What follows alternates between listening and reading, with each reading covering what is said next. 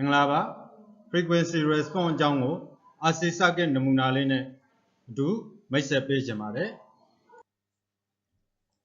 capacitor တွေ inductor တွေဆိုတာဟာဒီ DC circuit မှာသူတို့ရဲ့အလုပ်လုပ်ပုံကတစ်မျိုးဖြစ်မယ် နောက် AC circuit မှာဆိုလို့ရှိရင်သူတို့ရဲ့အလုပ်လုပ်ပုံက DC circuit နဲ့အလုပ်လုပ်တာနဲ့မတူတော့ဘဲနဲ့တော်တော်လေးကိုကွဲပြားခြားနားမှုရှိလာတယ်ဆိုတာတွေ့ရမယ်ဒီ energy storage element တွေဖြစ်တဲ့ဒီ capacitor တွေ inductor တွေဟာဒါ AC circuit မှာအလုပ်လုပ်မယ်ဆိုလို့ရှိရင်အဓိကအဖြစ်ဒီ AC circuit မှာအလုပ်လုပ်နေတဲ့ operating frequency ပေါ်မှာအများကြီးမူတည်လာတယ်ဆိုတာကိုတွေ့ရမယ်အဲ့ဒီ frequency ပေါ်မူတည်တဲ့ဒီ capacitor နဲ့ inductor တွေရဲ့ impedance equation တွေကိုဘယ်လိုမျိုးရေးသားရတယ်ဆိုတာဒီဘက်ကညာဘက်ရှမ်းမှာformula လေးတွေနဲ့ပေါ်ပြပေးထားတယ်ဒီ capacitor ရဲ့ impedance က 1/j omega c နဲ့ရေးရပြီးတော့ဒီ inductor ရဲ့ impedance ဆိုလို့ရှိရင်ဒါ j omega l ဆိုတာလေးနဲ့ရေးပေးရတယ် omega ဆိုတာက 2pi f ကိုပြောတာဖြစ်တဲ့အတွက်ဒီ capacitor ရဲ့ impedance နဲ့ inductor ရဲ့ impedance က frequency ပေါ်မှာမူတည်ပြီးတော့ပြောင်းလဲနေတယ်ဆိုတာကိုဒီ equation တွေကပေါ်ပြနေတယ်ဒါကြောင့်မလို့ဒီ equation တွေအရ low frequency မှာဆိုလို့ရှိရင် capacitor တွေက high impedance အနေနဲ့ဖြစ်ပေါ်လာမှာဖြစ်ပြီးသူက circuit အတွင်းမှာ open circuit အနေနဲ့ပြုမှုမယ်ဒါပေမဲ့ frequency မြင့်လာတာနဲ့အမျှသူ့ရဲ့ impedance တန်ဖိုးနည်းလာမှာဖြစ်ပြီးတော့ဒီ capacitor ပါဝင်တဲ့ circuit ဟာ short circuit အနေနဲ့ပြုမှုလာမယ်ဒါပေမဲ့သူနဲ့ပြောင်းပြန်မယ် inductor ပါတဲ့ circuit တွေမှာဆိုလို့ရှိရင်တော့ frequency နှိမ့်တဲ့အချိန်တွေမှာ impedance လည်းနှိမ့်မှာဖြစ်ပြီးတော့သူဟာ circuit ထဲမှာ short circuit အနေနဲ့ပြုမှုမယ် high frequency မှာဆိုလို့ရှိရင်ဒါသူ့ရဲ့ impedance လည်းမြင့်မားလာမှာဖြစ်ပြီး circuit အတွင်းမှာဒီ inductor ဟာ open circuit အနေနဲ့ပြုမှုလာမှာဖြစ်တယ် frequency ပေါ်မူတည်တဲ့ circuit ရဲ့တုံ့ပြန်မှုကိုလေ့လာဖို့အတွက် transfer function ဆိုတဲ့ input နဲ့ output ဆက်ဆက်တဲ့ equation လေးကိုသုံးစွဲရတယ်အဲဒီတော့ဒီ input နဲ့ output ဆက်ဆက်တဲ့ equation ဖြစ်တဲ့ဒီ transfer function ဆိုတဲ့ equation ထဲမှာ s ဆိုတဲ့ complex frequency terms လေးပါဝင်တယ်ဒီ s ဆိုတဲ့ terms လေးထဲမှာ sigma plus j omega ဆိုတဲ့ real frequency နဲ့ imaginary frequency omega ဆိုတာလေးပေါင်းစပ်ပါဝင်နေတယ်အဲ့ဒီမှာမှကျွန်တော်တို့ကဒီ frequency response analysis လုပ်ဖို့အတွက်ဆိုလို့ရှိရင်ဒီရှေ့က real terms ဖြစ်တဲ့sigma လေးကို neglect လုပ်လိုက်ပြီးတော့ j omega ကိုပဲယူသွားမှာဖြစ်တယ်ဒါကြောင့်မလို့ s ရဲ့နေရာမှာ j omega လေးအစားထိုးလိုက်မယ်ဆိုလို့ရှိရင်ဒီ transfer function ကိုကိုစားပြုတဲ့ hs ဆိုတဲ့နေရာလေးမှာ j omega နဲ့ကိုစားပြုလိုက်ရင်ဒါ frequency analysis လုပ်လို့ရတဲ့ equation တစ်ခုကိုရရှိလာမယ် array series ပါတဲ့ system တစ်ခုရဲ့ frequency response ကိုမလေ့လာခင်မှာအဲ့ဒီကိုလေ့လာမဲ့ system ရဲ့ input နဲ့ output ဆိုတဲ့ variables တွေကိုသတ်မှတ်ရမယ် input ဘက်မှာလည်းဒီ circuit ရဲ့ voltage တွေ current တွေဖြစ်နိုင်သလို output ပိုင်းမှာဆိုလို့ရှိရင်လည်း system ရဲ့ voltage တွေ current တွေဘာမှမဆိုဖြစ်နိုင်တယ်ဒီကိုထားမဲ့ input နဲ့ output ဆိုတာကဒါ system ရဲ့ဘလို့အချက်လက်ဘလို့အရာကိုလေ့လာမလဲဆိုတာပေါ်မူတည်ပြီးတော့ဒီ system ရဲ့ input နဲ့ output ဆက်ဆက်တဲ့ equation တွေကိုရှာဖွေသွားရမှာဖြစ်တယ် system တစ်ခုရဲ့ output voltage နဲ့ input voltage ကြားကဆက်ဆက်ချက်ကိုလေ့လာခြင်းနဲ့ဆိုလို့ရှိရင်အဲ့ဒီ transfer function ကိုကိုစားပြုထားတဲ့ h ဆိုတဲ့ variable ကို voltage gain လို့ခေါ်တယ်ကိုက output current နဲ့ input current ကြားကဆက်စပ်ချက်ကိုလေ့လာခြင်းနဲ့ဆိုလို့ရှိရင်အဲ့ဒီ transfer function ကိုကိုစားပြုထားတဲ့ h ကို current gain လို့ခေါ်မယ် output voltage နဲ့ input current ကြားကဆက်စပ်ချက်ကိုလေ့လာခြင်းနဲ့ဆိုလို့ရှိရင်အဲ့ဒီဆက်စပ်တဲ့ transfer function ဖြစ်တဲ့ h ကလေးကို transfer impedance သို့မဟုတ် trans impedance လို့ခေါ်တယ် output current နဲ့ input voltage ကြားကဆက်စပ်ချက်ကိုလေ့လာခြင်းနဲ့ဆိုလို့ရှိရင်အဲ့ဒီ transfer function ကိုကိုစားပြုထားတဲ့ h ကလေးကို transfer admittance သို့မဟုတ် trans admittance လို့ခေါ်တယ် h j omega ဆိုတဲ့အကောင်လေးဟာcomplex terms ဖြစ်တာဖြစ်တဲ့အတွက်သူ့ကို polar form နဲ့ပြန်ရေးမယ်ဆိုလို့ရှိရင်သူ့မှာ magnitude နဲ့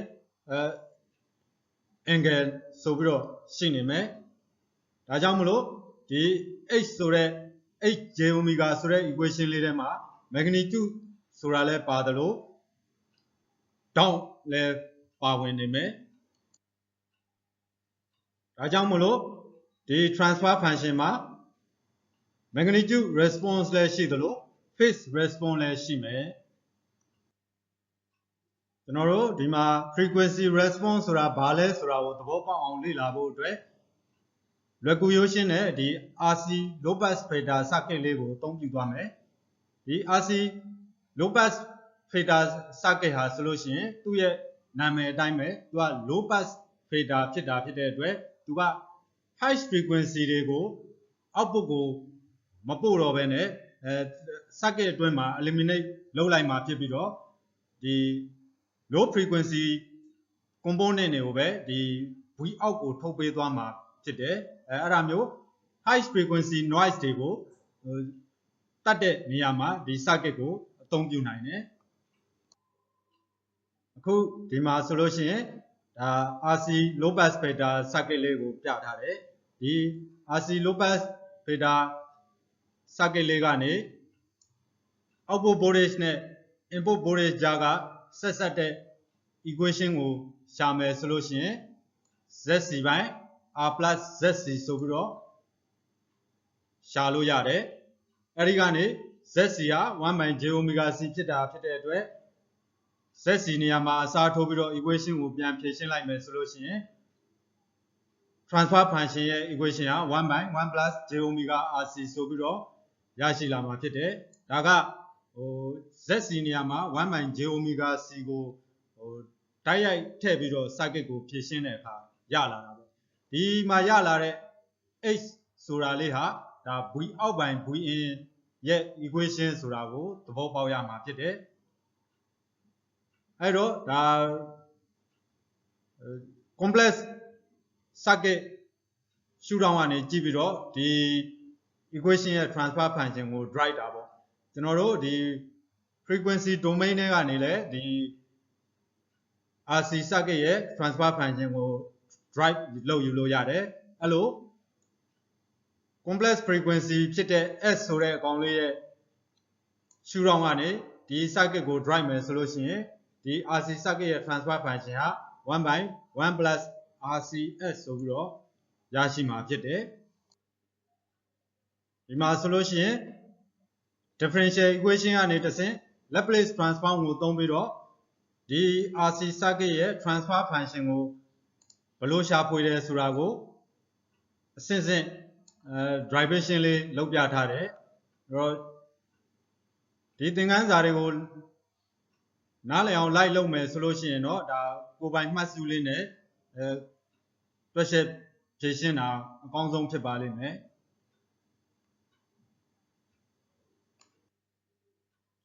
အခုရရှိလာတဲ့ဒီ transfer function equation ထဲမှာပိုင်းရှင်မှာရှိတဲ့ဒီ equation လေးကိုဖြည့်ရှင်းမယ်ဆိုလို့ရှိရင်ဒီ transfer function ရဲ့ပိုးကိုရတယ်ဒီ transfer function ရဲ့ပိုးဟာဆိုလို့ရှိရင် minus 1 by RC ဆိုတဲ့ location မှာရှိတယ်အဲ့တော့ဒီ minus 1 by RC ဆိုတာကဒါဒီ circuit ပိုင်ဆိုင်တဲ့ locus ပေါ်မှာတည်ရှိတဲ့ဒါပိုးရဲ့နေရာလေးကိုဖော်ပြထားတယ်အဲ့ဒီပိုးရဲ့နေရာလေးဟာ frequency နဲ့ကိုစားပြုသွားတာဖြစ်တဲ့အတွက်ဒါ frequency terms လေးလည်းဖြစ်တယ်ဒါကြောင့်မလို့ဒီ frequency ဟာဆိုလို့ရှိရင်သူ့ရဲ့မူရင်း RC circuit ကနေရလာတဲ့ frequency ဖြစ်တာဖြစ်တဲ့အတွက်သူ့ကို natural frequency လို့ခေါ်တယ်ဒါကြောင့်မလို့ဒီ natural frequency ရဲ့တန်ဖိုးဟာဆိုလို့ရှိရင် omega naught is equal to 1 by RC ဆိုပြီးတော့ရရှိလာမယ်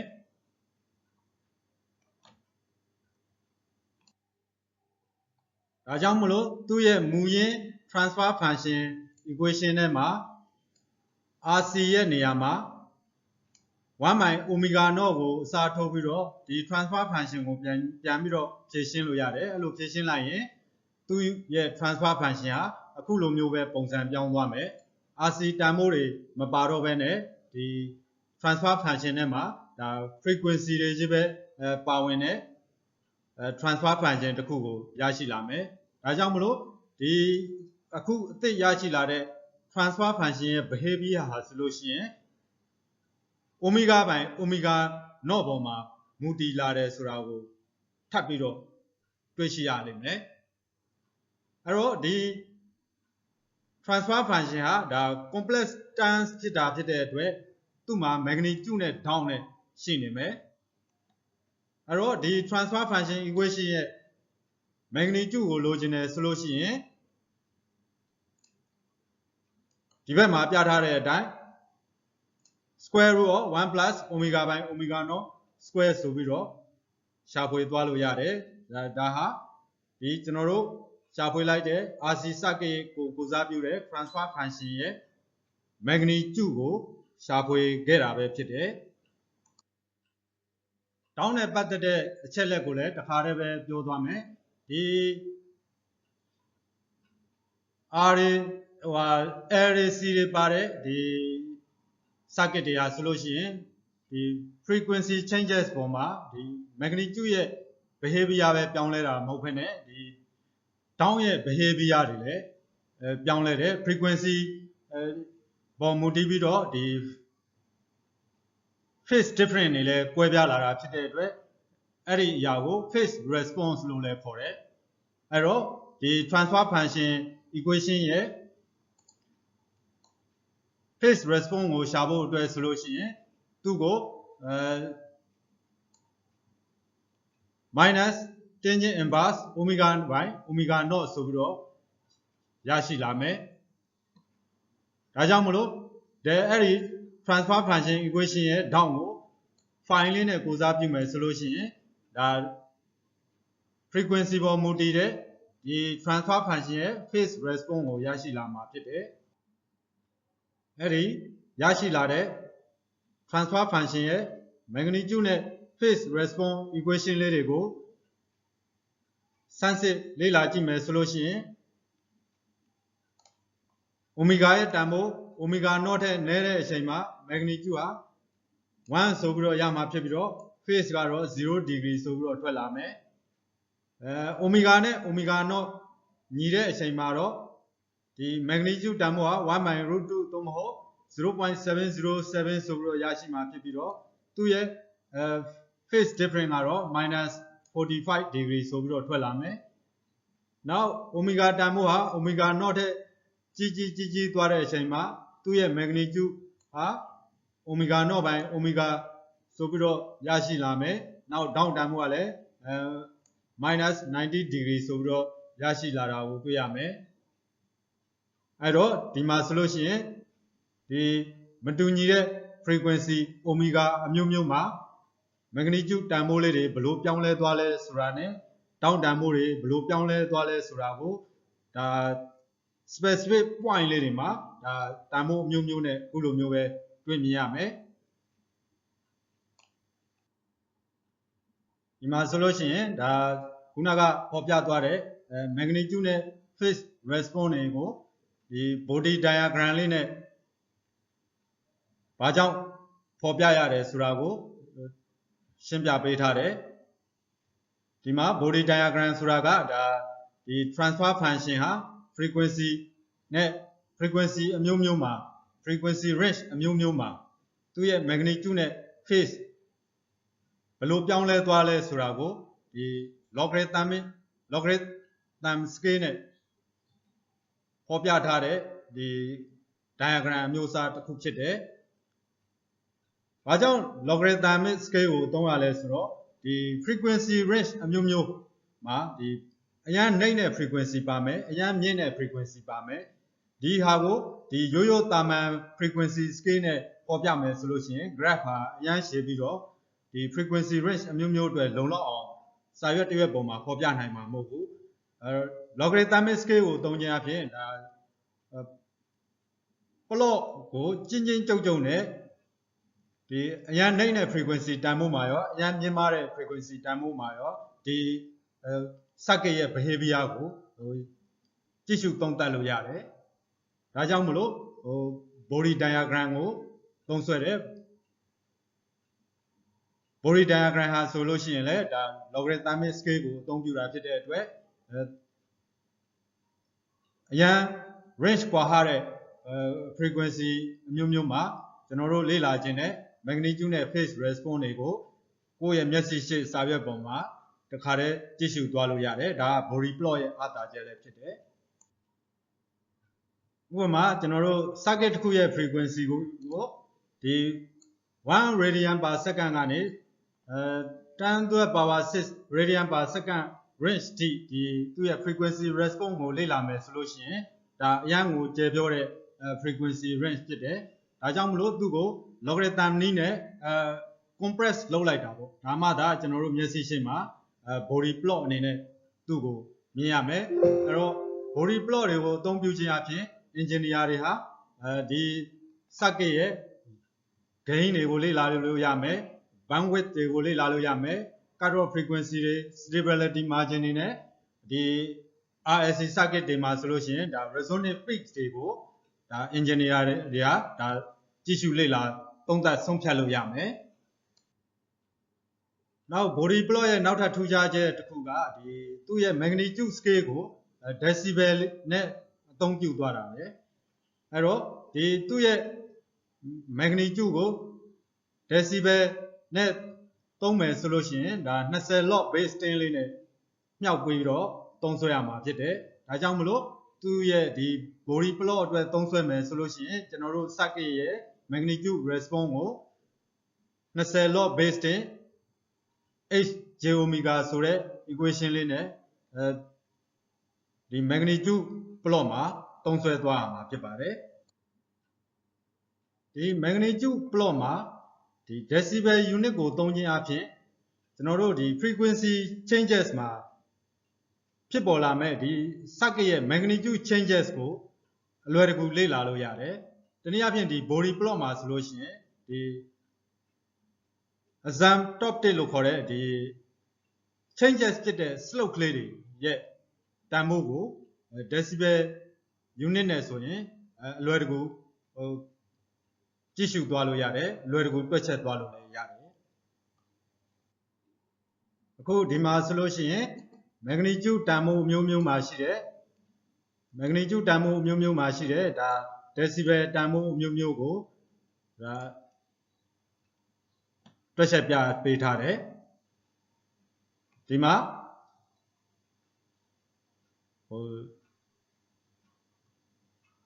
ဆယ်ဆပေါ့ဒီမှာ 0.01 နဲ့ 0.1 နဲ့ဆိုရင်ဘယ်လောက်กว่าလဲဆယ်ဆกว่าအဲ့တော့ဆယ်ဆกว่าတဲ့ range တွင်မှာ decibel range ရှားနာမှုဟာ20 decibel ရှိတယ်လာတူပဲဒီအောက်ဘက်ကိုကြည့်ရင်လည်း100နဲ့1000ကိုကြည့်လို့ရတယ်နောက်10နဲ့100နဲ့ကိုကြည့်လို့ရတယ်အဲ့10နဲ့100နဲ့ကြားမှာလဲကျွန်တော်တို့ frequency magnitude range 10ဆกว่าတယ်အဲ့10ဆกว่าတဲ့ magnitude range မှာ decibel changes က 20ရှိတယ်အောက်မှာလည်း decibel changes က20ရှိတယ်ကျွန်တော်တို့ body diagram ကိုကြည့်ရှုလေ့လာတဲ့အခါမှာအဲ့ဒီထူးခြားချက်ကိုပုံဆွဲ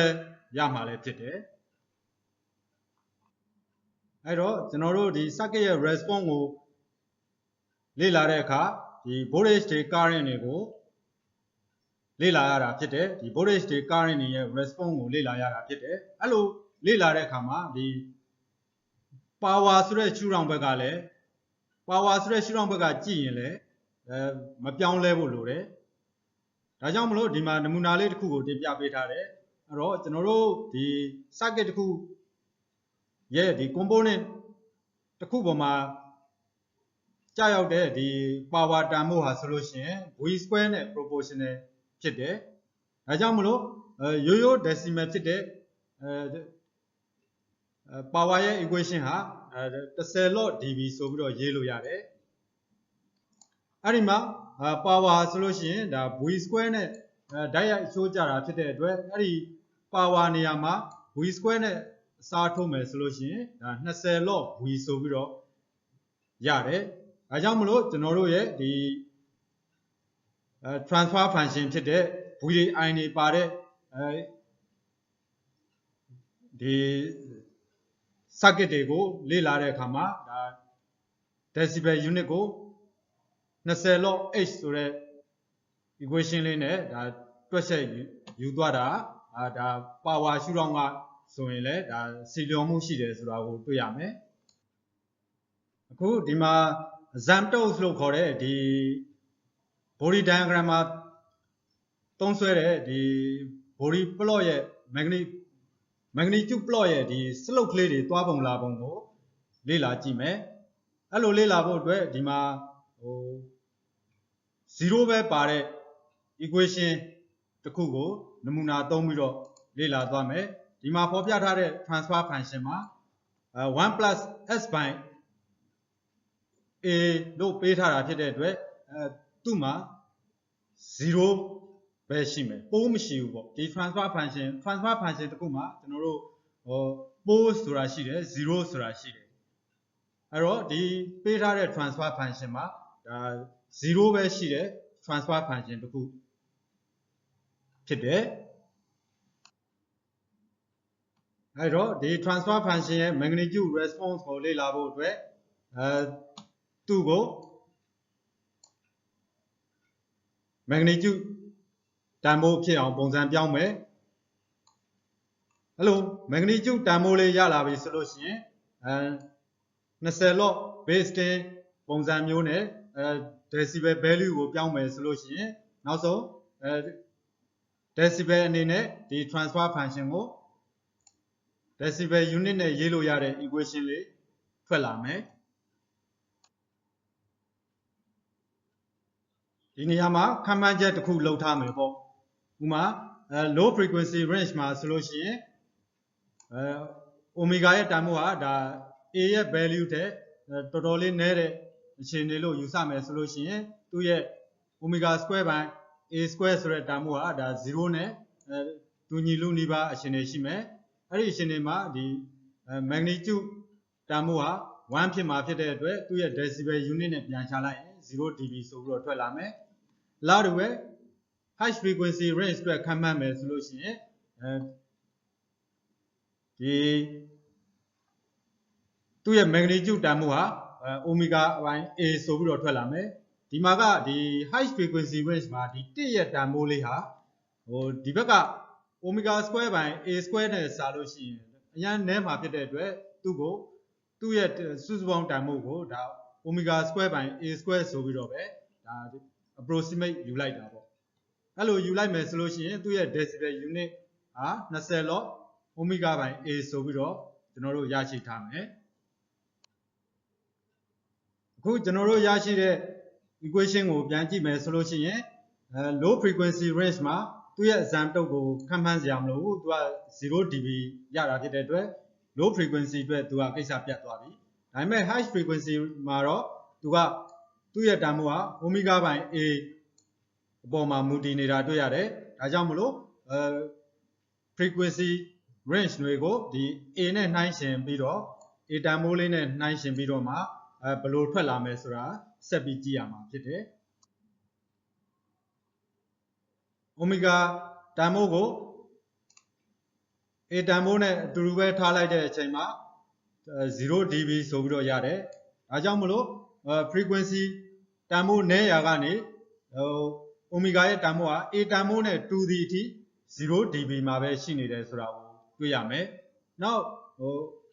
omega ရဲ့တန်ဖိုးကို A ရဲ့တန်ဖိုးထက်10ဆပို့ပြီးတော့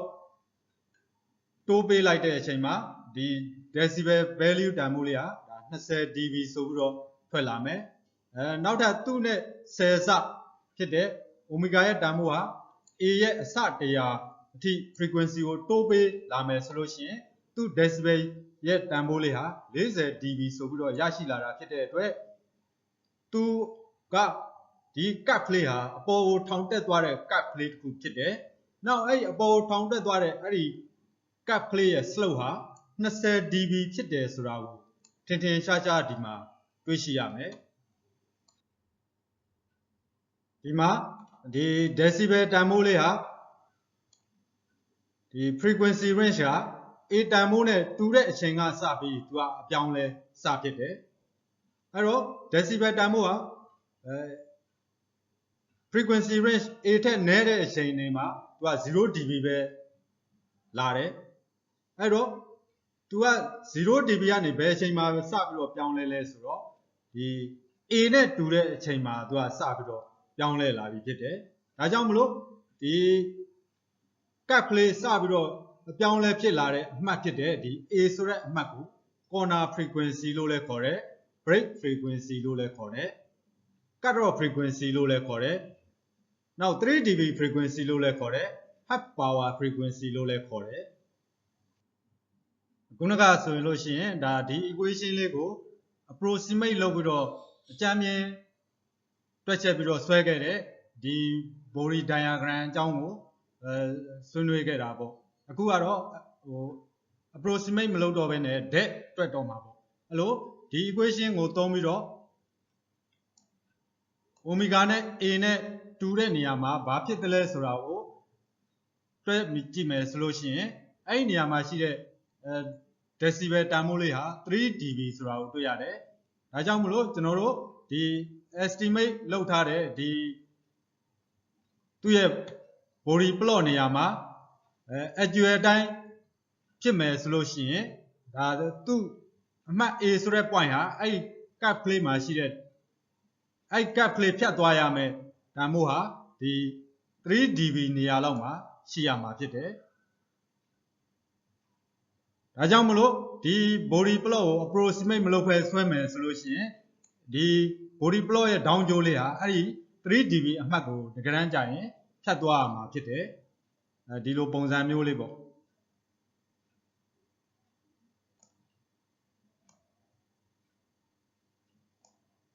အဲ့လို3 dB ဆိုတဲ့အမှတ်ကိုအဲ့လိုကွင်းညွတ်ပြီးတော့တကယ်တမ်းကျရင်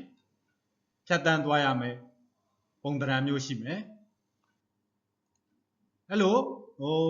body ရဲ့ asymptote line လေးကွင်းညွတ်ပြီးတော့ဖြတ်တန်းသွားတဲ့အမှတ်တွေကိုခုလိုမျိုးပဲ omega a square to 0.5a ဆိုတဲ့နေရာလေးမှာတစ်မျိုးနောက် omega a square to 2a ဆိုတဲ့နေရာလေးမှာတစ်မျိုးခုလိုမျိုးရှားကြည့်သွားမယ်ဆိုလို့ရှိရင်အဲ့ဒီ down လေးမှာကွင်းညွတ်ပြီးတော့ပါသွားမယ်အမှတ်ကလေးline လေးဖြတ်တန်းသွားမယ် point လေးတွေကိုဒီ table မှာဖော်ပြထားတဲ့အတိုင်းပဲရှာဖွေယူလို့ရပါတယ်ဒီအဲ့ဒီ down ကျိုး point လေးကိုခုလိုမျိုးရှာလို့ရပြီဆိုလို့ရှိရင်အဲ့ဒါ actual body plot ရဲ့ပုံသဏ္ဍာန်လေးကိုဆွဲလို့ရပါပြီအဲ့တော့ body plot ကိုဆွဲတဲ့အခါပထမဦးဆုံးapproximate လုပ်တဲ့နည်းနဲ့အရင်ပုံချမ်းလေးရအောင်ဆွဲမယ်အဲ့လိုပုံချမ်းလေးရပြီဆိုလို့ရှိရင်ဒီ body plot ဟာအပေါ်ပဲထောင်တက်သွားအောက်ကိုပဲစိုက်ဆင်းလာ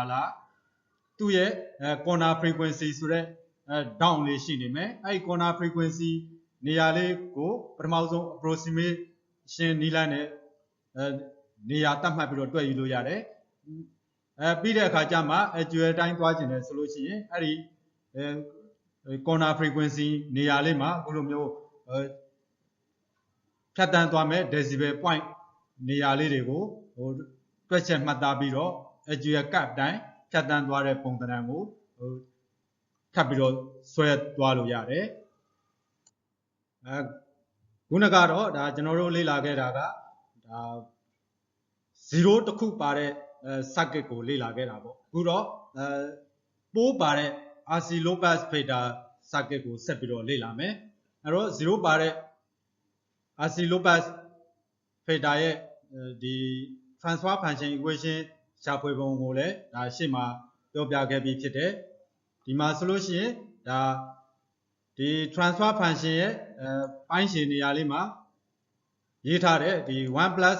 SRC ဆိုတာကနေကျွန်တော်တို့ဒီ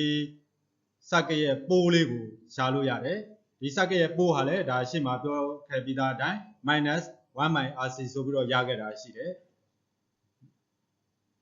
အဲ့တော့ကျွန်တော်တို့ဒီ transfer function သို့မဟုတ်ဒီ RC low pass filter ဆိုတာဟာဒါပိုးတစ်ခုပါတဲ့ circuit ဆိုတာကိုအရင်ဆုံးကောင်းထဲမှာရှိထားဖို့လိုပါတယ်ကျွန်တော်တို့လေ့လာသွားမယ် RC low pass filter အတွက်ဒီ R တန်ဖိုး1 kilo ohm ထားမယ်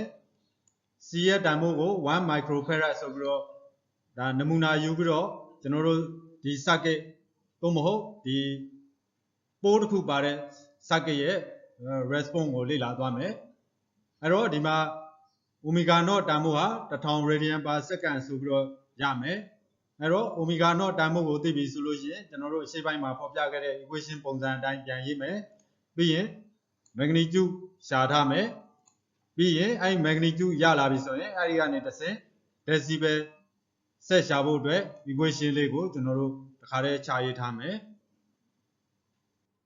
အဲ့ဒီကျွန်တော်တို့ရလာတဲ့ equation လေးထဲမှာ omega ရဲ့တန်ဖိုးအမျိုးမျိုးထည့်ပြီးတော့ဖြည့်ရှင်းကြည့်မယ်ဆိုလို့ရှိရင်ဒါ decibel တန်ဖိုးလေးတွေထွက်လာမယ်အဲ့ထွက်လာတဲ့ decibel တန်ဖိုးလေးတွေကိုကြည့်မယ်ဆိုလို့ရှိရင်ဒီ omega တန်ဖိုး0မှာဒါ0 dB ရှိမှာပေါ့အဲ့တော့ omega တန်ဖိုး100မှာလည်းဒါ0 dB နီးပါးပဲရှိနေမယ်နောက် omega တန်ဖိုး1000မှာ minus 3 dB ဆိုပြီးတော့ရှိနေမယ်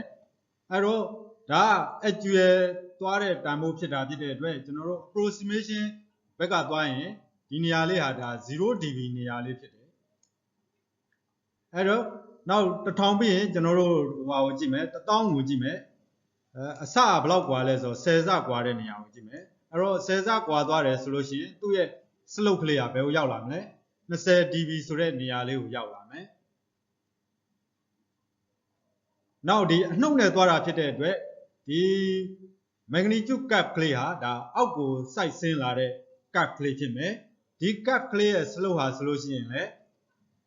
ဒီ10ဆกว่าတဲ့အနေအထားကိုကြည့်တဲ့အခါ20 dB ဆိုတာတွေ့ရတယ်ဖြစ်တဲ့အတွက်ဒါဒီ cap ကလေးရဲ့ slope ဟာ20 dB ဖြစ်တယ်ဒါလေးကတော့ဒါ corner frequency နေရာလေးမှာဖြတ်တန်းသွားမယ်မြင်းကွေးလေးရဲ့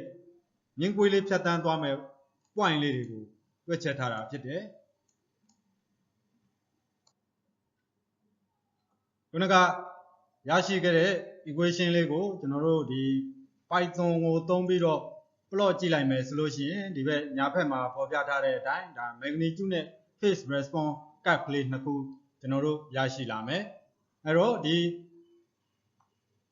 body plot လေးကိုကြည့်မယ်ဆိုလို့ရှိရင်ရှေ့မှာတွက်ချက်ခဲ့တဲ့corner frequency 1000 radian per second နေရာလေးမှာပဲဒီ magnitude line လေးကွေးသွားတယ်ဆိုတာကိုတွေ့ရမယ်နောက်ဟို approximate cap မှာလည်းဒီကောင်တွေ့ရမှာပါအဲ့တော့ဒီမှာဖော်ပြထားတဲ့ဒီ response cap လေးကိုကြည့်ခြင်းအဖြစ်ဒီကျွန်တော်တို့ခု R နဲ့ C တန်ဖိုးရွေးချယ်ထားတဲ့အပေါ်မှာဒီ circuit ဟာဘယ်လိုအလုပ်လုပ်ပေးမယ်ဆိုတာကိုကျွန်တော်တို့သုံးသပ်ဆုံးဖြတ်လို့ရတယ်အဲ့တော့ကျွန်တော်တို့ခုတစ်ခုယူဆကြည့်မယ်ဒီ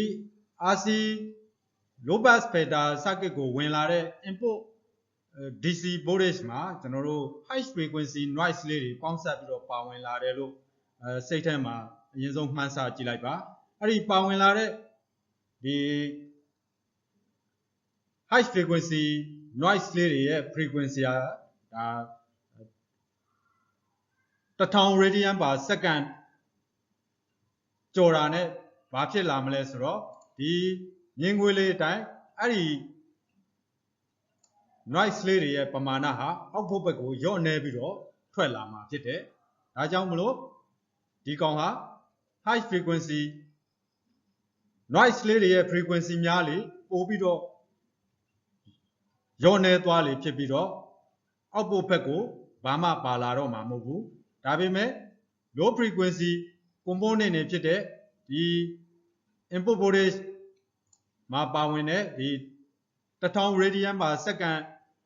အောက်က noise တွေကတော့အောက်ဖို့ဘက်ကိုပါသွားမယ်ပေါ့ V အောက်မှာပါသွားမယ်ပေါ့ဒါပေမဲ့ high frequency noise တွေကတော့တဖြည်းဖြည်းညောနေပြီးတော့အောက်ဖို့ဘက်ကိုပါလာတော့မှာမဟုတ်ဘူးပေါ့ဒါကြောင့်မလို့သူက high frequency noise တွေကိုအောက်ဖို့ဘက်ကိုထုတ်မပေးတော့ဘူး low frequency ပါတဲ့ noise တွေကိုတော့အောက်ဖို့ဘက်ကိုထုတ်ပေးခွင့်ပြုတယ်ဒါကလည်းဘလောက် frequency ပမာဏကိုပဲအောက်ဖို့ကိုဖြတ်တန်းခွင့်ပြုမလဲဆိုတာကကျွန်တော်တို့ဒီ circuit မှာသုံးစွဲတဲ့ R တန်ဖိုးနဲ့ C တန်ဖိုးကိုရွေးချယ်ရတယ် R တန်ဖိုးနဲ့ C တန်ဖိုးကလည်းဒီ corner frequency လေးနဲ့ရွေးချယ်ရတယ်ဒါကြောင့် corner frequency လေးကိုကျွန်တော်တို့ရွေးချယ်ပြီးပြီဆိုလို့ရှိရင်ကျွန်တော်တို့ဒီ circuit ထဲမှာသုံးစွဲတဲ့ R နဲ့ C တန်ဖိုးကိုရွေးချယ်နိုင်တယ်ဒါပေမဲ့ကျွန်တော်တို့ဒီ phase plot ကိုကြည့်တဲ့အခါဒီ frequency ပေါ်မူတည်ပြီးတော့သူက phase different အရန်အပြောင်းလဲများတာဖြစ်တဲ့အတွက်ဒီ phase အတိအကျနဲ့သုံးဖို့လိုတဲ့ circuit မျိုးတွေမှာတော့ဒီ input voltage ကိုဒါ AC signal နဲ့သွင်းမယ်ဆိုလို့ရှိရင်ပြောတာအဲ့တော့ input voltage ကို AC signal အသွင်းနဲ့ဒီ output ဘက်ကိုထုတ်ချင်တယ်ဆိုလို့ရှိရင်တော့ဒါ phase different ဖြစ်လာမဲ့အခြေအနေတော့ရှိတယ်ဒါကြောင့်မလို့ phase different မဖြစ်စေခြင်းတဲ့ application မျိုးတွေမှာတော့ဒီ RC low pass filter လေးကိုသုံးစွဲဖို့မသင့်တော့ပါဘူးဒီမှာဆိုလို့ရှိရင်ကျွန်တော်တို့ဒါ Python နဲ့သုံးပြီးတော့ရထားတဲ့ actual body cap လေးပေါ်မှာဒါ approximate လုပ်ထားတဲ့body diagram လေးကိုတင်ပြီးတော့ဖော်ပြပေးထားပါတယ်ကျွန်တော်တို့ဒီ program တွေမသုံးမဲနဲ့စာရွက်ပေါ်မှာပဲဒီ body diagram ကိုဆွဲမယ်ဆိုလို့ရှိရင်ဒီမှာဖော်ပြထားတဲ့အနီရောင် line လေးအတိုင်းပဲ approximation လုပ်ပြီးတော့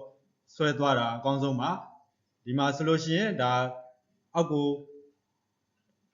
1000 radian per second frequency အကျော်မှာအောက်ကိုစိုက်ဆင်းသွားတဲ့ဒီ zam တုပ်လေးရဲ့ slope ဟာဆိုလို့ရှိရင်ဒါ20 dB ပါ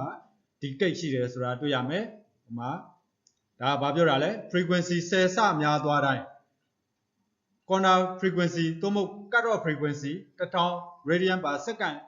ကျော်သွားတာနဲ့ frequency ပမာဏ10 ဆများသွားတိုင်းဒီ output voltage ပမာဏဟာလည်း20 dB စီရော့သွားမယ်ဆိုတာကိုဒီ body ရဲ့ magnitude plot လေးကိုကြည့်ခြင်းအပြင်တွေ့ရှိနိုင်ပါတယ်ကျေးဇူးတင်ပါတယ်